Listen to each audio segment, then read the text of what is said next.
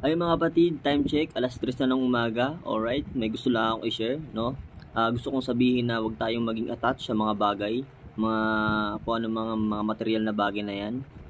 Lupa, bahay, at anumang ano. Dahil pag tinakda ng Panginoon na dumating na ang panahon na tayo ay lilisan na sa mundong ito, lahat yan ay iiwan natin. Huwag tayo maging attached dyan. Alam niyo po ang dapat nating palaguin habang tayo ay nabubuhay pa. Magkaroon tayo ng wisdom, magkaroon tayo ng freedom na ipamahagi ang kanyang mga mabubuting gawa dito sa lupa.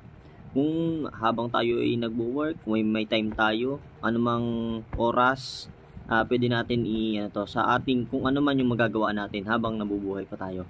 No, so ito is pamamaraan ko para ipamahagi sa ating mga kapatid na hindi pa huli ang lahat na ipabahagi ang salita ng Diyos sa sanlibutan. Alright?